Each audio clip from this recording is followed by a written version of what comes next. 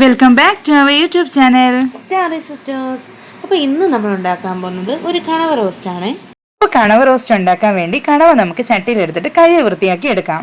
അപ്പോൾ അതിനാവശ്യമായിട്ടുള്ള ഇൻഗ്രീഡിയൻസ് എന്തൊക്കെയാണെന്ന് നോക്കാം. കുറച്ച് കറിവേപ്പില, പിന്നെ 3 സവാള, ഇഞ്ചി, വെളുത്തുള്ളി, പച്ചമുളക്, തക്കാളി. അപ്പോൾ അതിനായി ആദ്യം തന്നെ നമ്മൾ കഴുകി വെച്ചിരിക്കുന്ന കണവ കുക്കറിലേക്ക് ആഡ് ചെയ്യുക. എന്നിട്ട് അല്പം ഉപ്പ്, കുറച്ച് മഞ്ഞൾപ്പൊടി ഇതെല്ലാം ആഡ് ചെയ്തിട്ട് നന്നായിട്ട് മിക്സ് ചെയ്യാം. എന്നിട്ടൊരു 3 വിസിലടിച്ചിട്ട് കുക്കർ ഓഫ് ചെയ്യാം. ഇനി നമ്മൾ റോസ്റ്റ് തയ്യാറാക്കാൻ വേണ്ടി ചട്ടി ചൂടാക്കി അതിൽ എണ്ണ ഒഴിക്കുക. എണ്ണ ചൂടായി വരുമ്പോഴത്തേക്ക് നമ്മൾ കടുക് ആഡ് ചെയ്യുക. കടുക് ഏകദേശം പൊട്ടി വരുമ്പോഴത്തേക്ക് അതിലോട്ട് സവാള ഇടുക, പിന്നെ കുറച്ച് ഉപ്പിടുക, എന്നിട്ട് നന്നായിട്ടൊന്ന് ഇളക്കി കൊടുക്കുക. എന്നിട്ട് അതിലേക്ക് കറിവേപ്പില ആഡ് ചെയ്യുക. ഇതെല്ലാം ചേർത്ത് കഴിഞ്ഞ് നമ്മുടെ അരിഞ്ഞു വെച്ചിരിക്കുന്ന മുളക്, ഇഞ്ചി, വെളുത്തുള്ളി അതും ഇട്ട് കൊടുത്തിട്ട് നന്നായിട്ടൊന്ന് വഴറ്റിയെടുക്കാം. ഏകദേശം ഈ ഒരു പരുവാകുമ്പോഴത്തേക്ക് നമുക്ക് അരിഞ്ഞു വെച്ചിരിക്കുന്ന തക്കാളിയും കൂടെ അതിൽ ആഡ് ചെയ്തിട്ട് നന്നായിട്ടൊന്ന് മിക്സ് ചെയ്ത് കൊടുക്കാം.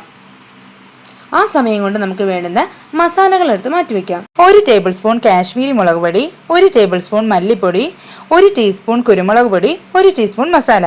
ഇതിലും എരി ആവശ്യമുള്ളവർക്ക് അതിനനുസരിച്ച് മുളക് പൊടിയും കുരുമുളക് പൊടിയൊക്കെ അഡ്ജസ്റ്റ് ചെയ്ത് ഇടാവുന്നതാണ്. നമ്മൾ എടുത്തു വെച്ചിരിക്കുന്ന നമ്മുടെ ഈ മസാലകളെല്ലാം പിന്നെ അതിലോട്ട് ഇട്ട് കൊടുക്കുക. എന്നിട്ട് അത് നന്നായിട്ടൊന്ന് ഇളക്കി കൊടുക്കുക. മസാലയുടെ പച്ച ചെവ പോകുന്നത് വരെ ഒന്ന് ഇളക്കി കൊടുത്തുകൊണ്ടിരിക്കുക.